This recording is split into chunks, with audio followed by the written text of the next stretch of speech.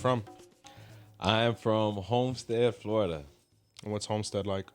Homestead, now or then? Homestead, pretty much, if anyone doesn't know, is it's a let's say a rural agricultural town outside of Miami.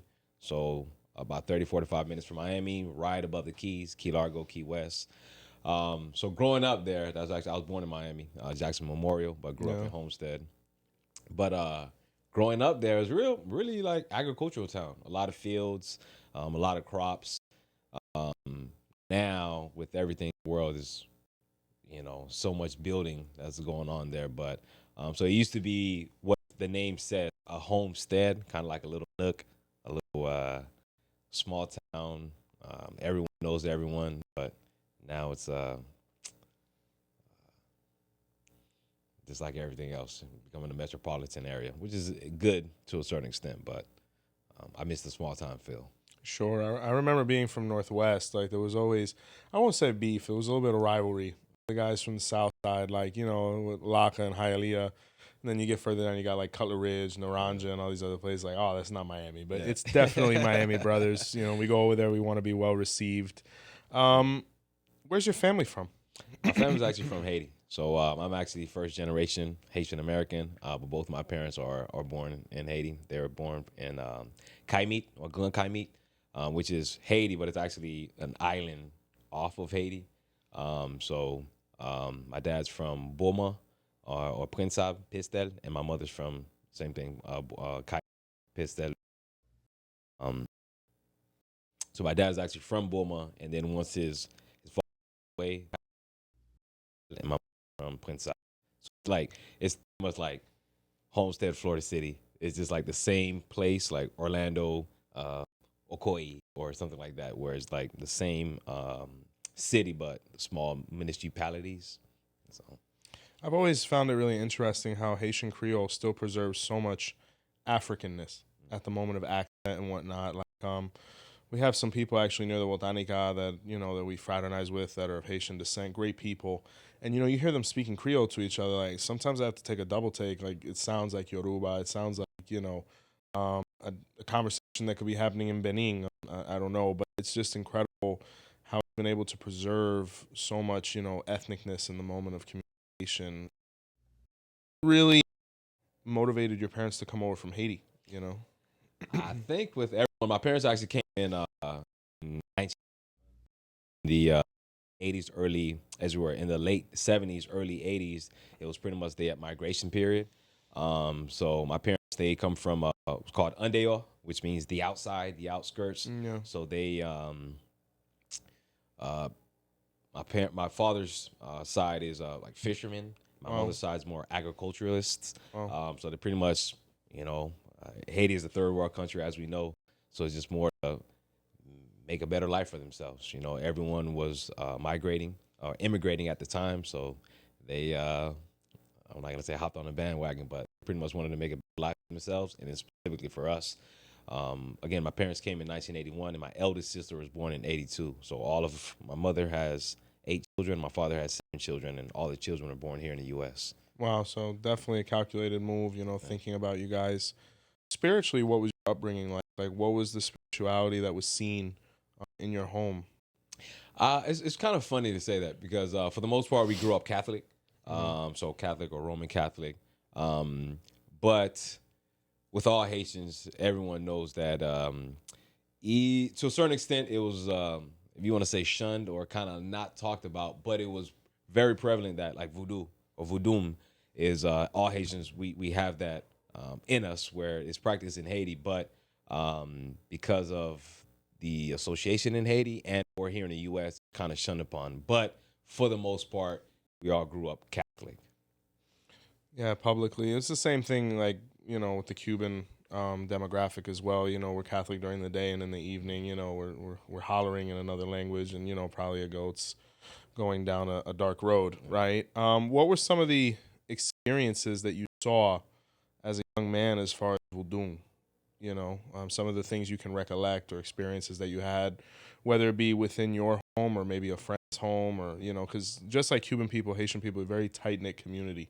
We trust each other, right? So what were some of the things you saw from voodoo aspect as a young man, To be coming up? sorry. To be honest, it wasn't much as far as anything as, for the part. There was this let's say kind of like a taboo when it comes to it, like these aren't things that we speak about. And to be honest, unfortunately, the reason why it's had a bad name is because a lot of the times when you saw it, it was being used negatively. Yeah. So instead of the positive aspects, it was more used for this negative, the darker side. Yeah, of it. maybe getting a boyfriend back, maybe killing another business owner. Revenge on someone. Yeah, you something know, like people in that have their sense. goals, and you know, it's up to the professional what services they want to provide or not. And not everybody has the best goals, and that's why, you know, guidance is important. You know what I'm saying? That conversation of knowing what these things should be used for, because if they can cause so much negativity, they can cause a lot of positivity as well, right? So, what were your first experiences in Ifa? It's funny because a ex, as well as my elder sister, they played a big part of it. But being from Homestead, it's funny because Ifa or Santeria is very prevalent there. We may not have necessarily spoken about it, but I grew up. I have a friend that's Nicaraguense, Puerto Rican, a lot of friends that are Cuban, obviously being from Homestead, where it was seen, it was kind of talked about quietly. So it was something that I was familiar with, but it just wasn't vocalized. It wasn't really until, I guess more so in my adulthood, once I started kind of questioning my lineage, is kind of, if I am to be honest, I truly believe in asking it is given. The question that I had was, because I see when it comes to spirituality, as far as Hinduism, Buddhism, Native American traditions, and I kind of just asked God, the universe, all of the Mars source. I'm like, man, where are the black gods? Yeah. You know, it's like, hey, there are so many different faces, even when it comes to Hinduism, of these different gods, but I never really saw anyone that kind of resembled myself. Sure. So that's when I asked the question, and there you go. Came into my my awareness. And that, I tell you, as a young man, I think one of the most like inspirational moments of my youth was where I had history's always been my thing. Literature, mathematically and scientifically, very limited, to be frank with you, maybe because I'm not that interested in it. But I actually took AP history in high school, and I had a professor who actually put a piece of literature in front of me that really moved me in a way that I haven't felt until I started reading Ifa. It was actually a journal. It was a slave journal of various accounts of people who had been through torment, oppression, escaped, some caught. And to be frank with you, it made me so emotional, it made me tear, because you looked at what these people were going through or what they were surviving and what they were willing to go back into to be able to save others, right? So I don't know what it awakened there.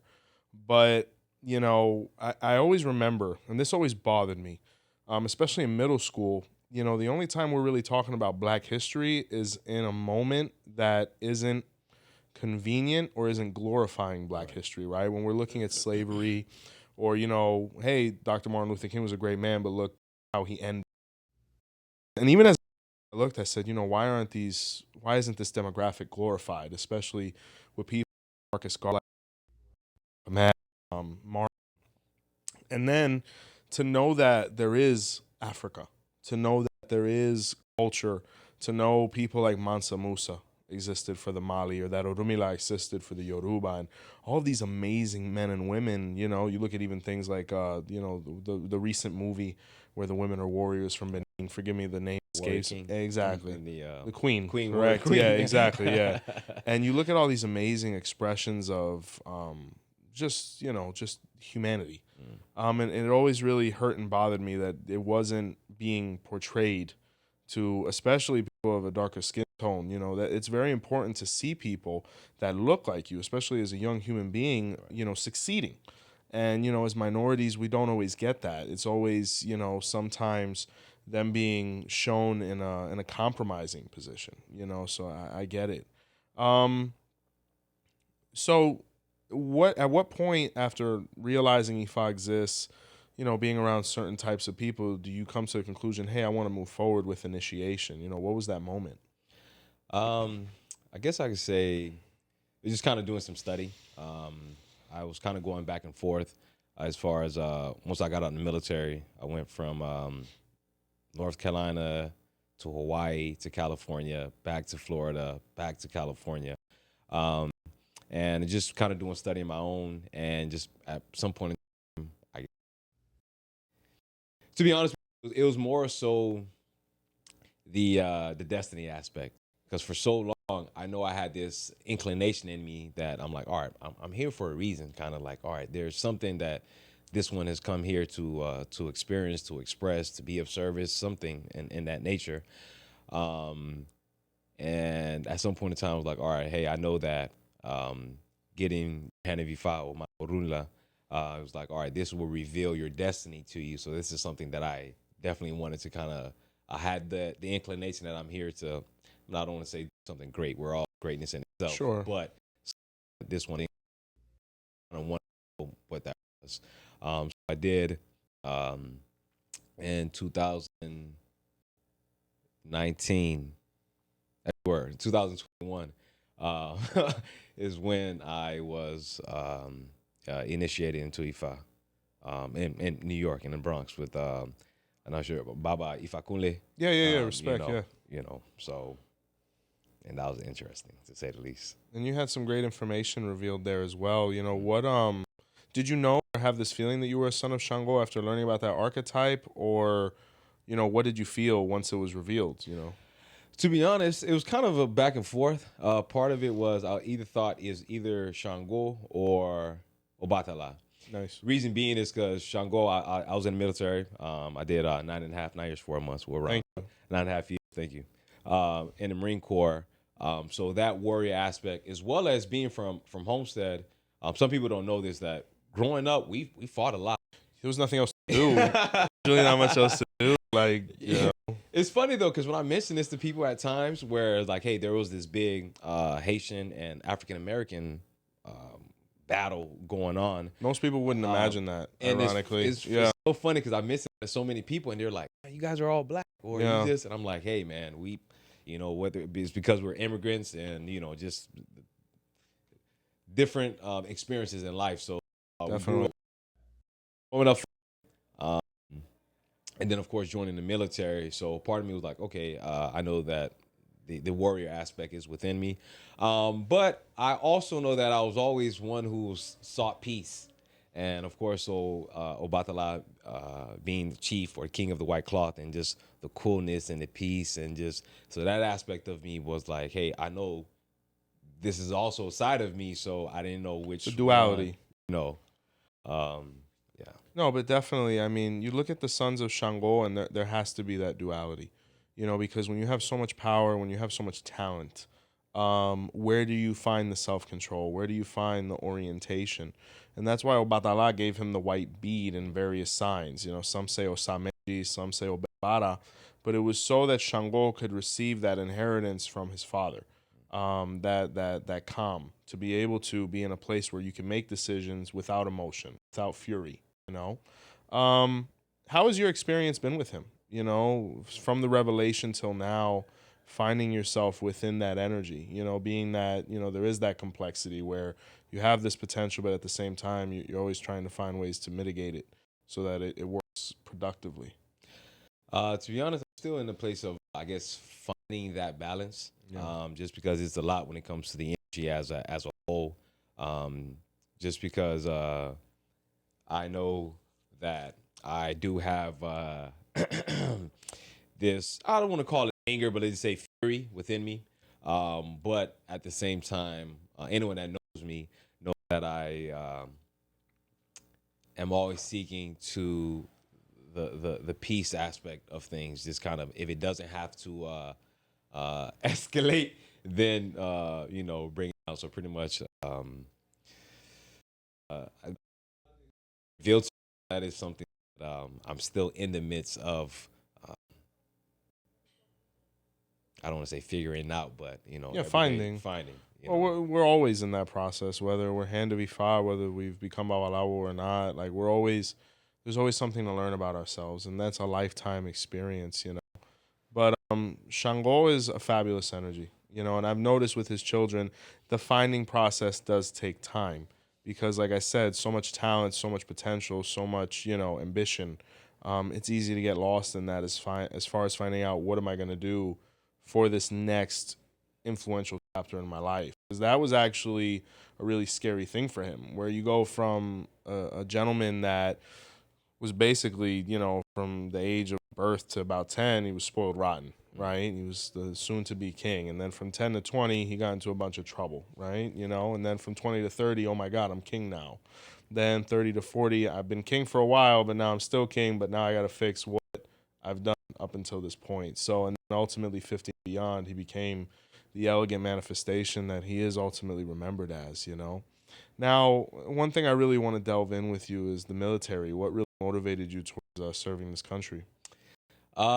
It's kind of a few different things. One, if you look at it in a good or bad way, I kind of bought into the propaganda.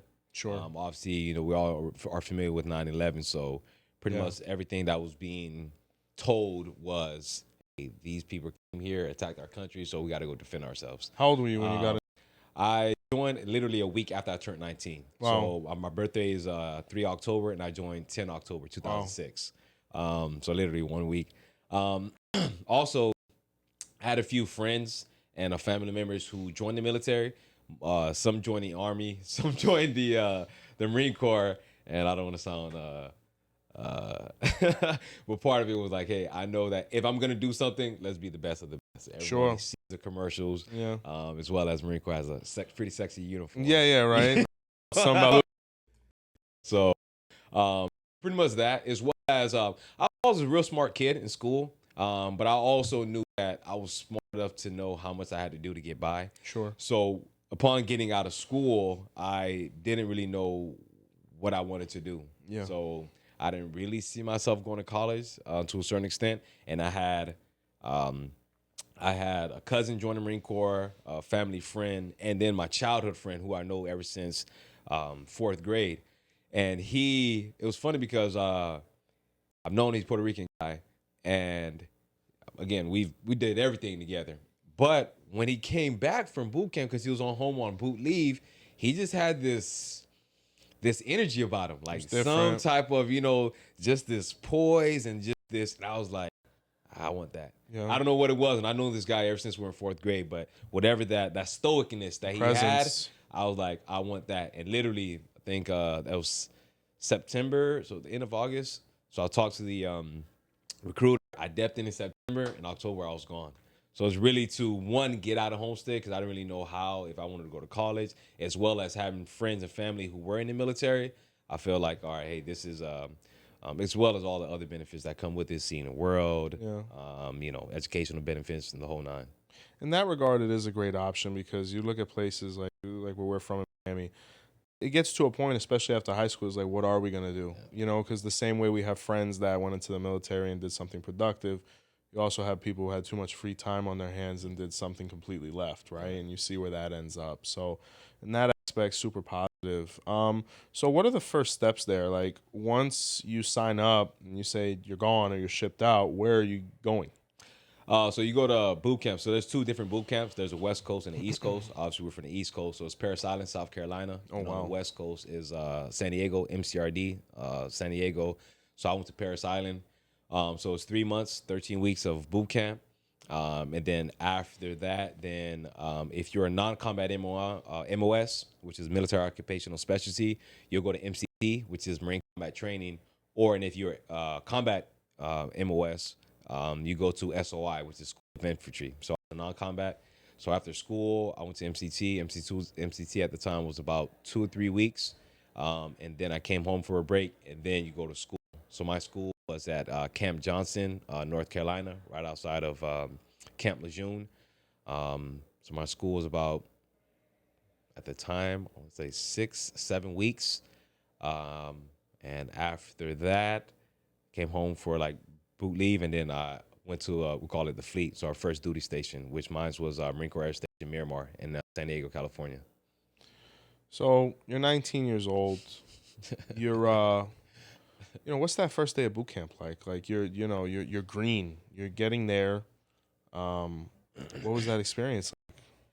We've watched enough movies, so you kind of Just to a certain yeah, degree. to a certain extent, like you know that you're gonna get yelled at. You know this it's meant to kind of like it's pretty much psychology to break you down to build you back up. Yeah. But it is a lot of anticipation. Reason being is because I think we left early morning, 3, 4 in the morning, and then when you get there, so you're not sleeping. You get to boot camp, and the drill instructor gets on the bus. Your head is down between your legs, and they come up, they start yelling. They're like, "Hey, when you get out, you're gonna go on yellow footprints." So they give you all these directions, and you get out, and then the bus takes off, and it's just kind of like a surreal moment where you're just like, "Oh snap!" Like This I'm is here real. now. The bus is gone. This is it. So it's pretty much a lot of pretty much what they teach you is as far as like discipline. Their definition of it is instant obedience to orders. So that's the main thing, is pretty much breaking you down as far as like this individual, this whoever you thought you were, so that we can build you into the person that, or the being that we need you to be. And again, instant obedience to orders. You realize later on how important that is, specifically when it comes to it's really war. Life and death, yeah. You know. Not. And me being a civilian, I can only imagine just on other aspects of life I've been in. A missed order or a lack of calculation could cost a life. Exactly. So that makes a lot of sense. Now, let's talk about deployment. Where were you first sent? My first deployment, I've had two major deployments. One was I went to Iraq. It's funny because let's call him my brother-in-law. Yeah. He when he convinced me to join. He was just like, "Oh man, you're not gonna deploy. Like, hey, you get to chill, be around women, And I get to the fleet, and the next day after I get to the fleet, I get there in April 2007. So they tell me January 2008, you're going to Iraq for a year. So I'm just like, what? Like Wow. literally the day after I get there. Wow. So my first deployment was to Al-Assad, Iraq. So January 2008 to January 2009. While there, we did some security details. I did a security detail in 𝗀𝗲𝗄𝗃, which is it was a airfield, so on a FOB, which is a forward operating base. So yeah, my first deployment was Iraq. So you're on a plane, I would imagine, to get over there, right? Yeah. How many hours is that flight? Man, we flew from San Diego to Maine, Maine to Germany, Germany to Kuwait, Kuwait to Iraq. It's like a couple It was days. like 20. Yeah, it was because from San Diego to Maine was like, I think 6-8 hours, and then Maine to Germany was another like 6-8 hours, and then This isn't on JetBlue. This is a military aircraft. yeah, this is a military aircraft. Oh So God. the plane is specifically for us. So Yeah. pretty much you sleep so much, you rest so much that you get antsy. You gotta get up and stretch your legs. Yeah. But yeah, it pretty much took over 24 hours to get there with the stops. But literally it was again, San Diego to Maine, Maine to Germany, Germany to Kuwait to Iraq. So when you get off that plane, what's Iraq like? Like, for those who haven't been there, like, what's the first impression you're getting? What's the temperature like? Like, what's going through your mind? It's funny because again, I got there in January 2008, and if anyone thinks about Iraq, you think about heat. Everyone just talks about the desert and how hot it is. But it's funny because our advance party went about 2 or 3 weeks prior to us, and I remember one of our sergeants, he either sent us a picture or he told us that, hey, it was snowing or something. And then for us who had never gone, we were like, what the hell? All you hear is the heat. Yeah. So when we got there in January, it was actually cold. It's mountainous, I would imagine, the part you guys might have been in, yeah. Exactly, as well as just being a desert. So so when we got there, it was actually about maybe like 30, 40 degrees. Wow. So it was a good, it was crazy to see you get in there at 20, 30, 40 degrees all the way into the hundreds when it gets to summertime, and then leaving when it's cold again. And it's funny because the next week or the second week that we were there, it actually snowed. And it was funny because on the way there, when we got to Germany, I saw snow, but it was on the ground. So the first time that I actually saw snow falling from the sky was in Iraq. Yeah, it's So a I found Miami that life, right? ironic. We've never been you've never seen snow. You see a snow cone, you know, or Santa's enchanted forest. You see the bubbles coming out the sky. But so, what are the interactions with the natives like, or the people there? You know, how are you being received? You know, what are you seeing? Because, you know, like you said, the propaganda, right? We're hearing that not only have we been attacked, but, you know, people are being mistreated over there. Like, what are you actually seeing on the ground? To be honest, it wasn't. I can only speak from my experience because obviously the other guys that are actually doing the raising and whatnot, they had different experience. So from us, like for example, when I did the security detail, for the most part, we had like third party nationals who worked on a base. They're pretty nice people. When we were on the FOB, we actually used to do security. We call them like 5s and 25s, where we had to pretty much survey our area.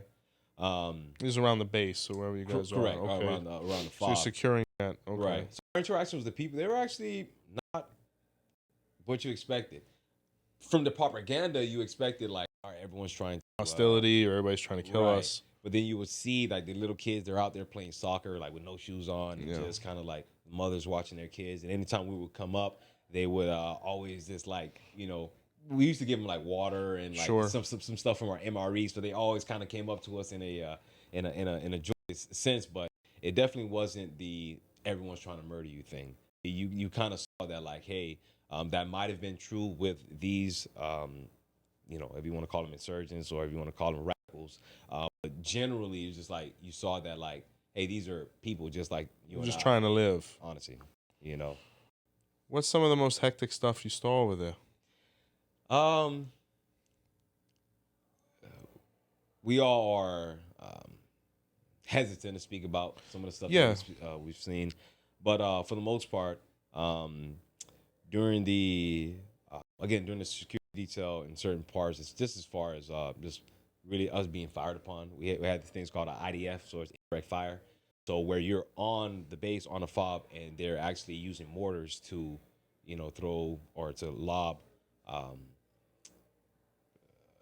grenades, explosives into the camp. I remember one morning where our shifts were we had 12-hour shifts, 12 on, 12 off. So from 8 p.m. to 8 a.m. and then 8 a.m. to 8 p.m. So I remember I had the overnight shifts from 8 p.m. to 8 a.m. and we get off and you get out, you know, take everything down. You're just laying there, and then the alarm goes off. So now you literally just got off a 12-hour shift and you're like disoriented and you're literally getting up to put on your boots, your flag. So the alarm means everybody's ready to go. Right. Yeah, no matter what. You know, so it's either, and it's funny, so we're thinking this is IDF. So you get up, you put on your flag, like literally put on your boots, and we run outside. And for us at that time, this is like a side note. Somebody jumped the berm, and the berm is pretty much like a mound of dirt so that it pretty much acts as a protective shield. Yeah. So somebody jumped the berm, so that's why the alarm went off. So as far as just the craziest things, is just, you know, the normal. I don't want to say normal, but like that which you don't necessarily want to speak of. Yeah. I will say one thing that kind of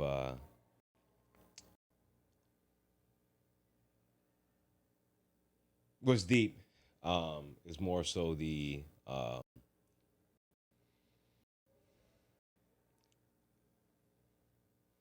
one thing that we had because the thing's called attack, and we would have it's called River City. So pretty much anytime anything happened or someone lost a life, where we'll go to River City where there's no communication. So everything is sent out through SIPR, which is our secret line. But other than that, you can't call in, can't call out. So you would have days where you went out and you pretty much couldn't speak until it's been reported back to the States. I'll kind of keep it there. Yeah. No, definitely. You know, it's just things that stay with you, right? What was it like coming home? You know, reassimilating society and life, and, you know, maybe having a cheeseburger. You know, what's the first thing you did? You know.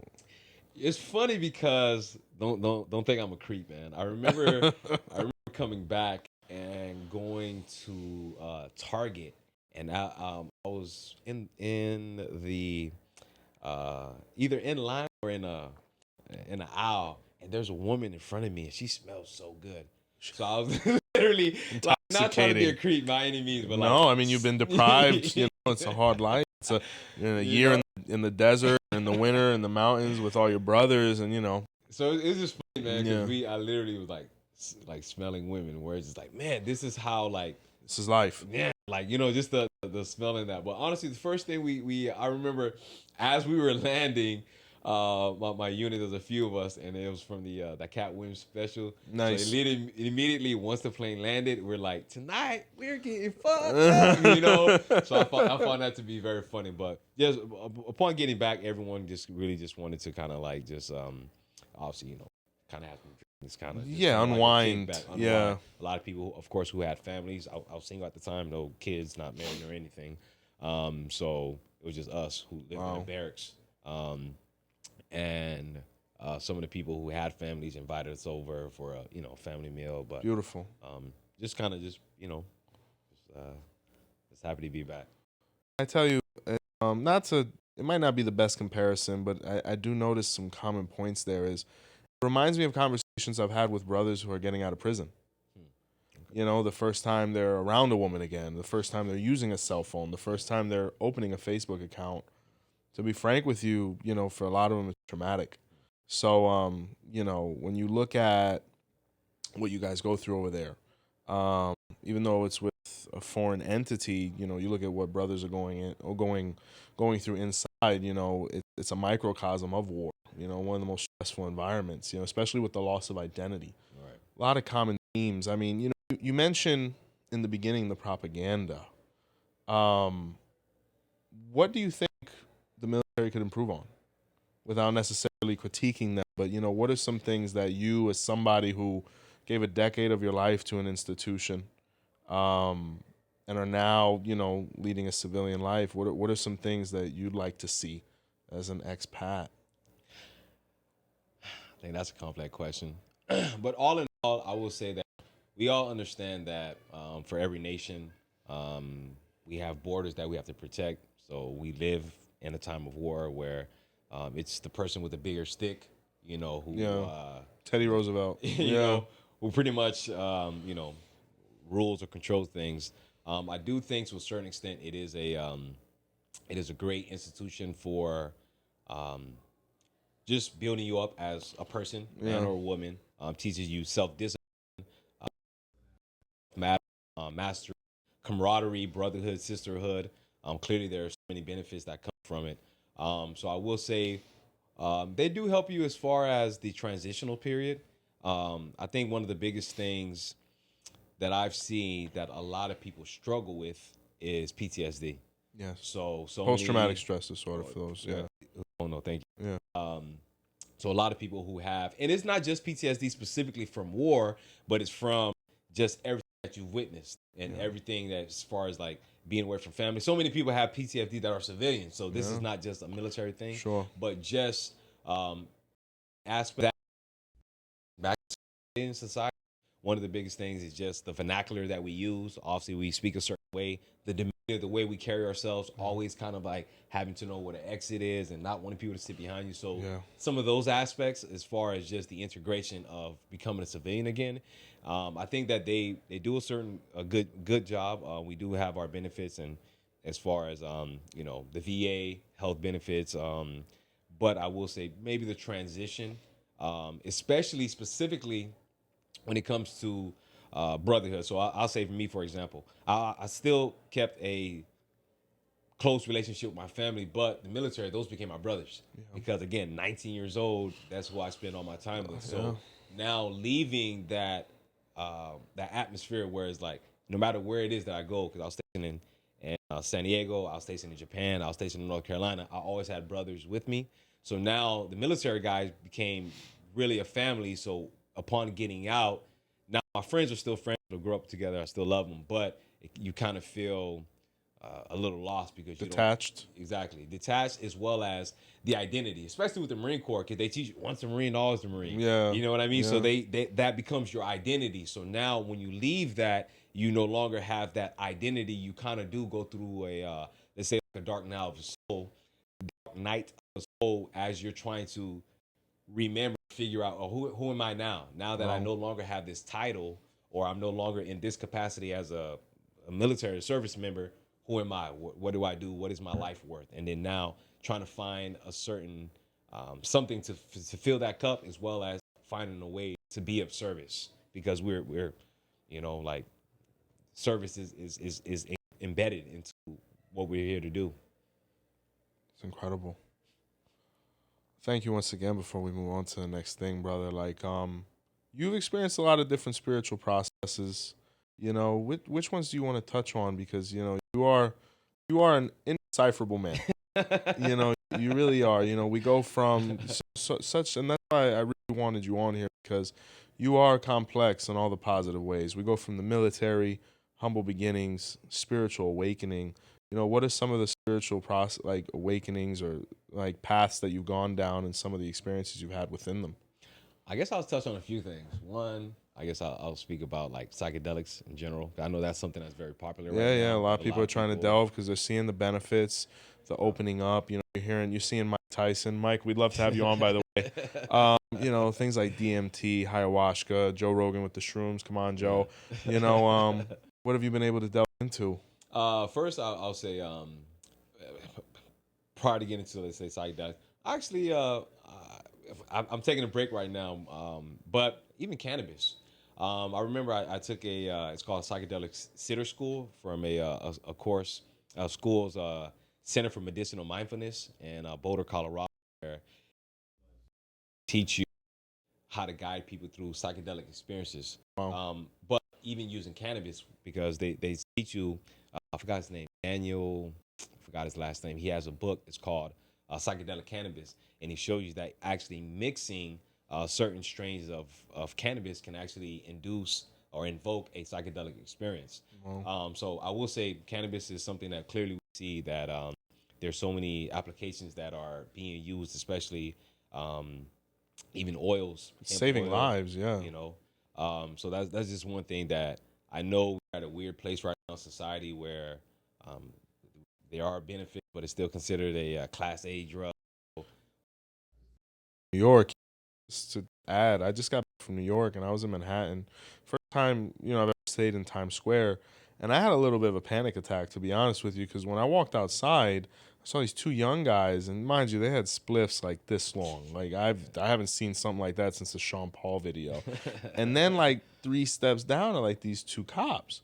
So I know people that did time for for herb, right? And I'm having like an attack. I'm like, yo, these guys are gonna get yoked up, anything like that. Like the cops couldn't have been more disinterested in what they were doing. So it's just incredible to see the strides of society, and also with the benefits, and even the concept that 𝗃𝗏𝗏 consumed, and all the benefits he got from it, How does it feel to know that, within the spirituality that you're dedicating a lot of time to, the prophet, the main guy, consumed? How does that come for you? How does that resonate with you? It makes me feel good. Reason being is because a lot of people have a certain perception of cannabis and, whatever, psychedelics. So to hear that is like, okay, because people that smoke, and I'm not trying to say not everyone should smoke. There are some people who it does induce. It's adverse, yeah. There are some adverse effect, whether it's you have you're predisposed to having schizophrenia or just anxiety. A lot of people get paranoid.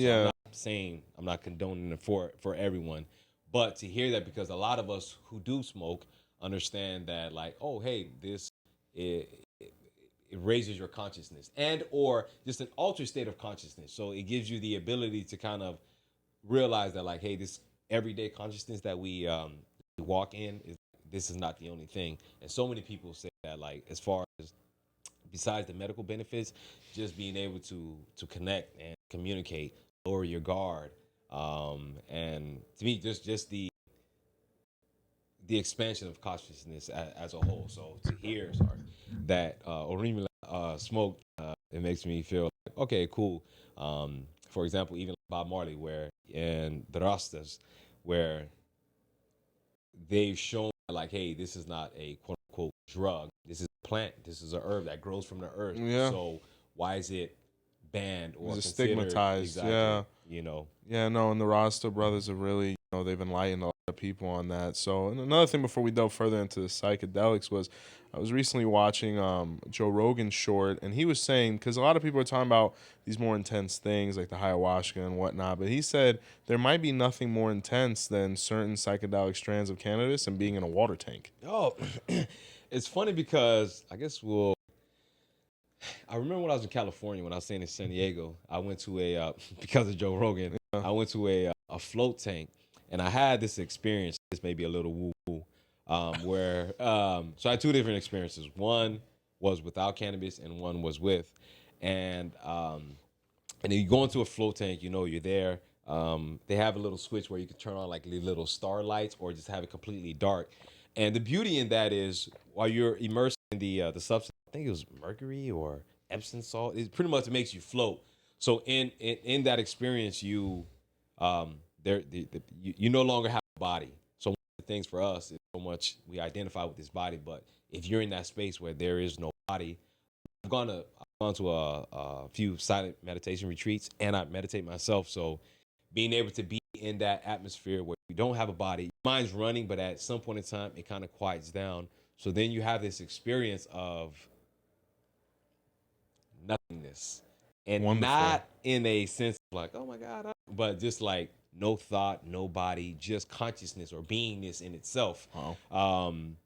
And I know that even with the cannabis, it kind of,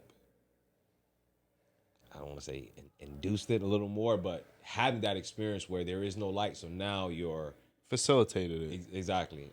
So even with your third eye, where I remember just having this one. I'll just share this where it was just silence, no thought, no like just being, nobody, nothing at all, just pure being.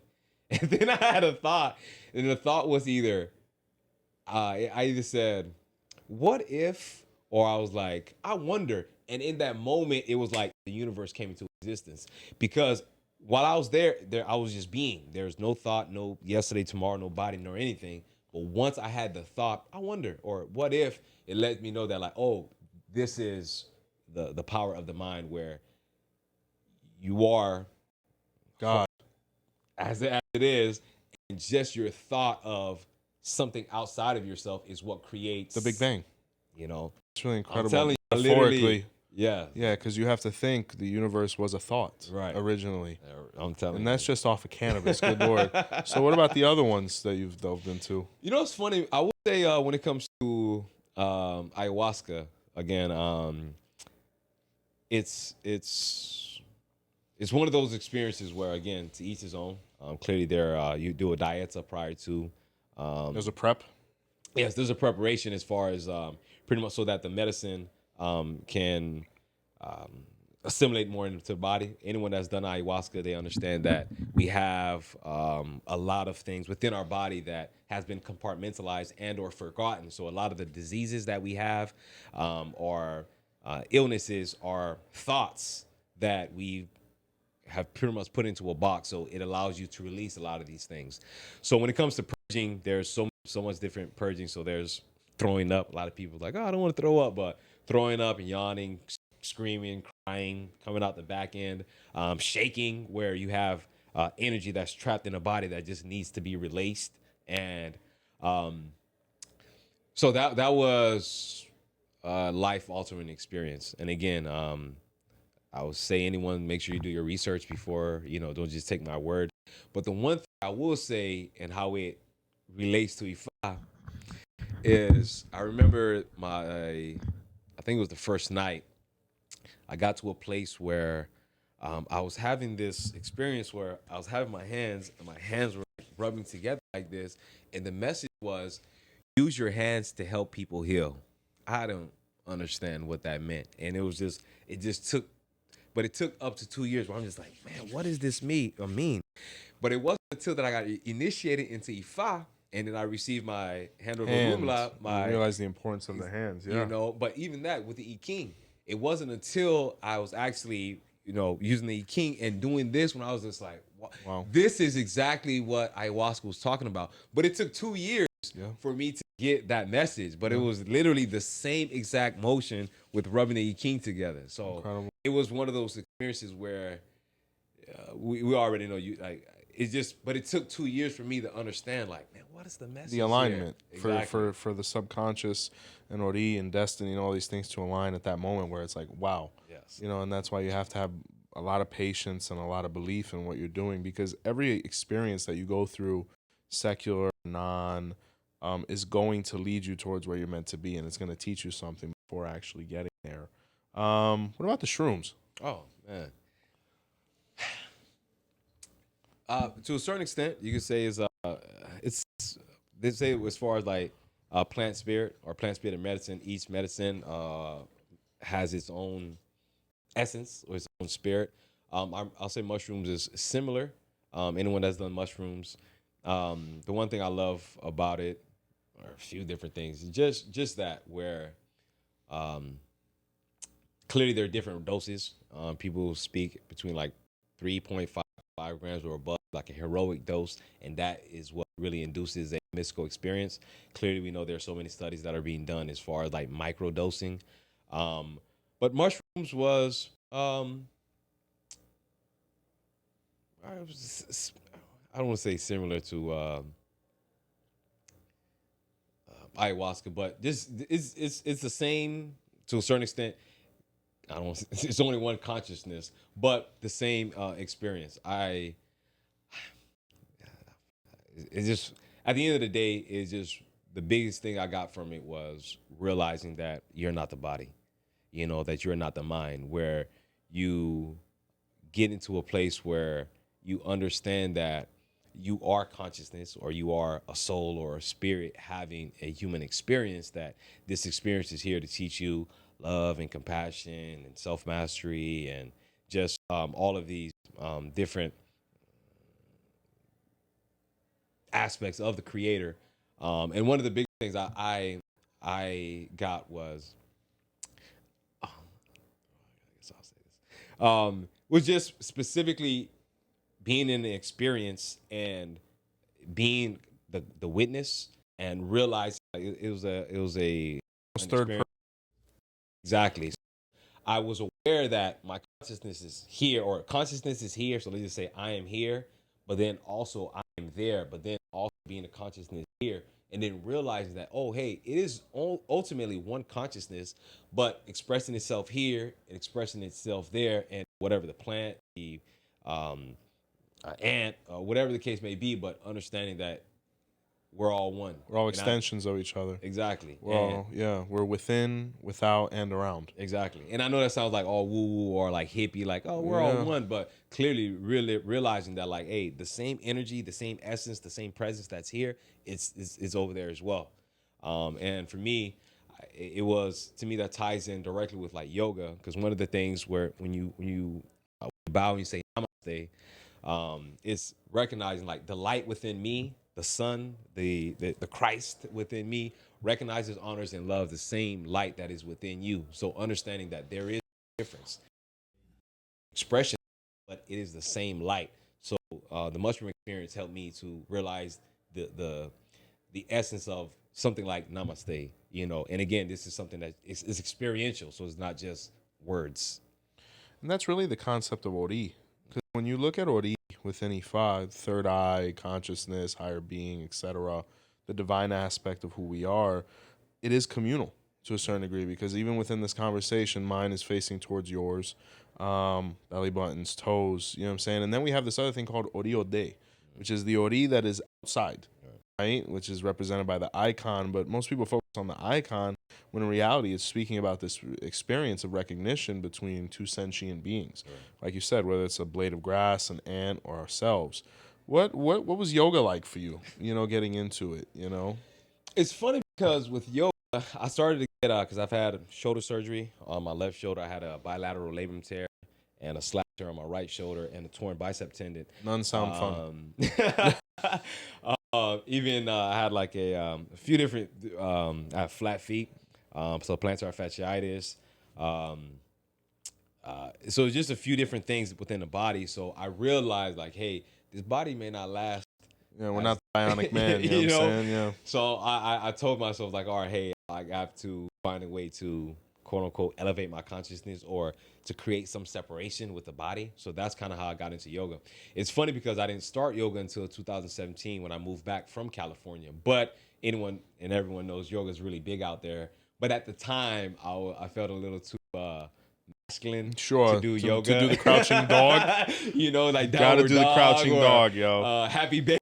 Jeez. So a part of these, I was just like, all right. It wasn't until I moved back, and I actually started with is a yoga teacher named Raghunath on a website called Do You Yoga. So it's a 30-day yoga challenge. I did it for 30 days, and I felt like, oh, hey, I like this. Did it for another 30 days. Did it for another 30 days. And it wasn't until my girlfriend at the time, we kind of got into an argument on like a Friday, and she had been trying to convince me to go to an actual yoga class in person, and I was like, I'm not going. So many women, the whole nine. But because I just kind of wanted to do something after the argument, so and I was in Homestead at the time, so there was a free yoga class in Kendall at the Kendall Pavilion, and I went, and it was so funny because there were. The instructor, like 30 women, I was literally the only guy. Her boyfriend was there. He was like recording, taking pictures, but I was the only guy. But the experience was, it was great. And then from that moment on, I was like, you know what? I fell in love with yoga. And in Homestead, there is a yoga studio called Homestead Yoga. The owner is Tony. Nice. Anyone check him out? It's a great guy, great studio. So while I was in Homestead, I actually participated in the first yoga teacher trainer to get my 200-hour RYT, which is yoga teacher trainer. So the one thing I will say when it comes to yoga, so many people have a misperception of what yoga means. Yeah, most people think you're just stretching all day. Exactly. Yeah. Which has its benefits. It's great, but that is one aspect of it. Yeah. But in yoga, there are the 8 limbs. So asana, which is the postures or the poses, that's the 3rd limb. But so many people think yoga is only stretching, which it does have benefits in that aspect. So that clearly a lot of us have so much blocked energy, back problems, knee problems because we don't stretch enough. So it does help that aspect of the body, but there are different limbs that go into it. It's funny because anytime I speak to people about yoga, they think it's only stretching and they don't know the philosophy behind it. And even what yoga means. Yoga means to yoke, or it means union. So pretty much what yoga really is the union of the individual soul with the universal spirit. So it's literally it's to be one with, is to join, to emerge, to come in union. Contact. Yeah. So I say that because people think yoga is only stretching. It's like, and to bring it, to make it short, people yoga, stretching, the asanas is ultimately so that you can sit still, so that the body isn't bothering you, so that you can go within and realize God within. So if you want to, let's go to the Bible where it says Psalms 46:10, where it says, "Be still and know that I am God." So what yoga does is help you still the body and still the mind, so that you can realize God is within. As again, if you listen, I know we're going a different area here, but even ultimately what it says, kingdom of God is within you. Yeah, the temple. Exactly. So there's teaching you that to still the body and the mind, so that you can go within and realize the kingdom within. So, and it's funny because I'll just touch on this really quick. When it comes to, again, asanas is the 3rd limb. So yoga has 8 limbs. So there's yamas and niyamas. So yamas are more, let's say, external or societal, if you want to say restraints, or kind of, I don't want to say taboos, but observances. So ahimsa, which is non-harming. So of course Gandhi, Martin Luther King, that's what the principle that they follow is like. Or even the Jains, where they're sweeping the ants from in front of their feet and whatnot. Yeah. It's funny because I heard a story about a monk who he practiced. He was so dedicated to ahimsa, non-harming, that even fruit, he wouldn't take a fruit off of the tree because he considered that harming the tree. So he would let the fruit fall and then eat the fruit that way. Yeah. I'm like, man, Yeah. But ahimsa is non-harming. Asteya is non-stealing. Satya is truthfulness. Brahmacharya is not necessarily chastity, but control or the right use of sexual energies. And then aparigraha is non-greed or non-grasping. And those are the yamas. So there's 5 yamas. And then there's 5 niyamas, which are more personal observances. So there's saucha, which is purity or cleanliness. Santosa, which is contentment. Tapas, which is austerity or discipline. Svadhyaya, which is self-study as well as study of sacred texts.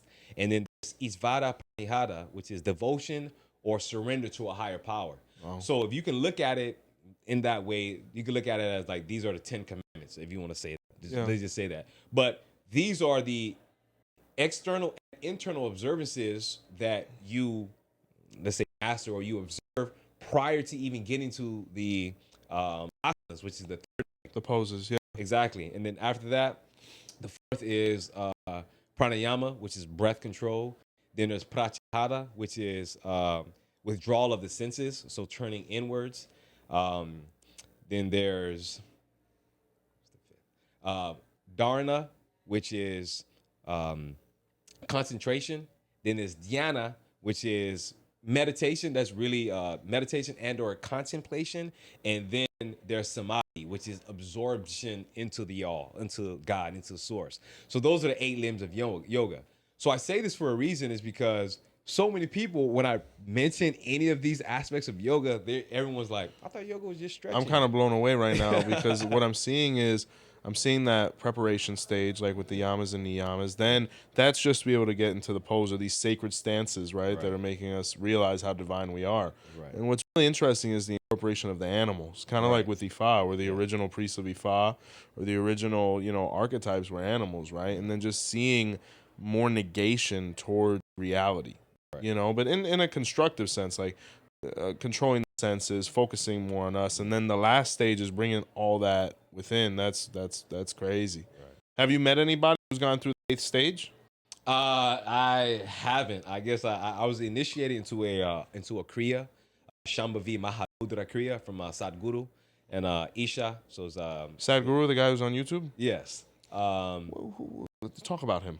He I got initiated into the Shambhavi, and he has an institute in not Nashville, Men'sville, Tennessee. It's called III, Isha Institute for Inner Engineering.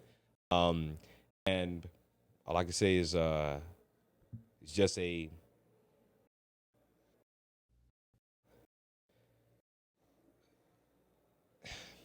I feel that, I don't know, when it comes to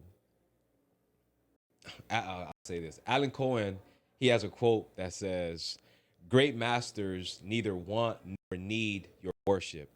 The greatest gift to them and to yourself is to emulate the divinity by claiming it as your own." So to me, he and other great masters are ones who have realized that even his name Sadhguru means the inner guru. So he's realized that, all that I am is who you are. I'm just in a temporary role as a teacher or a guide or a mentor for you to realize that, we're all one, that we're all the same consciousness, the same being. I just so happen to get here a little before you. Incredible. Explain to me the son of 𝗀 concept. I didn't think you'd go there, man. I have to. It's funny because there's a few people who I've said my name like son of 𝗀 to them, and they just kind of in a funny and just in a joking way, but they kind of like ran with it. It's also funny because my name is Elie, Elie, and it's derived from Eli, of course, which means God is my candle or God is my light. God is great. And just the aspects that are connecting to the light in itself. So there are times where growing up forever, people would call me either Eli. But at one point in time, even though my name is spelled Elie, people would call me like El. Yeah. And I was just like, wow, So I just kind of like, all right, I understand even when it comes to Spanish, El means the or God. So for me, calling myself son of 𝗀, as we all are, or son of God. It was just something that it just resonated with me, as well as even when we think about angels. So angel, of the names of angels end in El. So Zadkiel, Raphael, Yeah. Uriel, Mikael, Gabriel, Ariel. So that El is whatever aspect of God that they are. Yeah. Strength of God, power of God, wisdom of God, love of God, he who is like God. But El is God, or the. So me calling myself son of El is just calling myself son of God.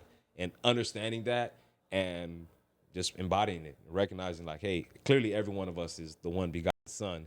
But just me, also my name's Elie as well. Yeah. Just like, hey, son of El. No, it works. And then you look, because even, our Moorish brothers, they add L to their name sometimes. Or you look at, like, with Ifa, Allah, Yes. or even with Christianity, like old school, like Elohim. And, just you see that prefix quite often. So you definitely have something there as you now start building up your presence once more and your following. What is next for you, Mr. L? Man, honestly, I'm at a place now where I'm kind of, like you said, it is finding that next step. One thing I will say, like these conversations, anyone that knows me knows that all I think about, all I talk about is spirituality. Yeah. Whether it be Ifa, yoga, Hinduism, Buddhism, the law of one, just spirituality as a whole. Because there's a verse or from the 𝗃𝗏𝗍𝗃 that says, "Truth is one. The wise call it by many names." So understanding that there is one truth, and it's to me it's a little offensive, if you want to say that, to limit God or source or the divine. Allah, 𝗃𝗶𝗱𝗁𝗃, 𝘃𝗶𝗱𝗁. All the same guy. Exactly. Same energy. Exactly. That is said. And that's one thing that that I feel that for me, where anyone that knows me, this is all I talk about, just because it's us realizing ourselves as that one, which is we are the one who has projected or extended itself into this sphere or this dimension to realize itself again. Where again we sometimes I have a friend who we talk a lot, and she believes, let's say, everything that I believe, but her father was Muslim. So for her, though she has this, but she can't bring herself to the place of I am God. So It's a that's different Voodoo, doctrine. Yeah. So even that in itself, where it's just realizing that, like, and when people say it, it's not saying that like, oh, I'm God, I'm We're the not most almighty. powerful, but it's saying that like, hey, I am divine. Exactly. I am sovereign. I am divine. Like the divinity of the creator is within this one as well. So, and it's funny because, not to go there, about this is my last thing, where there's times where I speak to let's say Christians, and I always ask them about heaven, and I was like, where is heaven?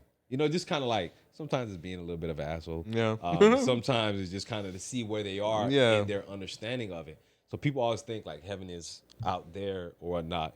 And if you look at the teaching where, Christ even says that when they ask where's heaven, he's like, it's neither here nor there. It's, hey, the kingdom of God is within you. Yes. So ultimately, going back to yoga, going back to everything, is that like realizing that, oh, the divinity is within you, So whatever name you want to call that, source, the essence of life is here, So pretty much what's next for me is just I'm actually not on social media. I've been off for a while, and it was more so for a kind of like a detox, kind of like a quote unquote finding myself again. Anyone who hasn't seen me for a while, you realize like last time they saw me, I probably didn't have this beard. Yeah. I probably didn't have the locks. The locks is a funny story as well. Sure. But just as far as like the self-discovery, the embodiment of that, and now to go out and just to be of service. Ultimately, we're here to choose to service to self, if you want to say the negative path, or service to others, which is if you want to say the positive path, and just to do what we came here to do, to help bring about the good condition, heaven on earth. I really think this conversation is going to inspire quite a few. simply because you really have been a student of the spirit. And it's definitely not a moment wasted, you know, and you've experienced so many different things, so many different aspects of the experience, and to finally be at a place of, you know, encounter, you know, just to be, it's like, it's not that we ever, I think we do find ourselves, but just to be able to be in front of ourselves and have the opportunity to really interact with who we really are, you know, energetically, emotionally, that's as gratifying as it gets. And I think that's what heaven really is finding oneself and finding others that resonate with that, you know. Can't say thank you enough. For all those who are intrigued by the conversation as much as we were, L's contact information will be provided. So you can get in contact with him, you know, for some of the business things he has going on, as well as, you know, any self-help or any way that, you know, he could be of service as he has been. Definitely get in contact with him. Great individual to be in contact with. Another thing I'd like to mention before we get into shouting out our members is this episode was sponsored by Miss Boroye and Miss Erica, the spiritual realtor. Please get in contact with her for any questions you have about the market or any goals that you have within real estate. Let's go ahead and put on those headphones and hear that elevator music to shout out these fabulous members. And if you're not a part of the membership program, get in there. And if you are, let somebody know about it.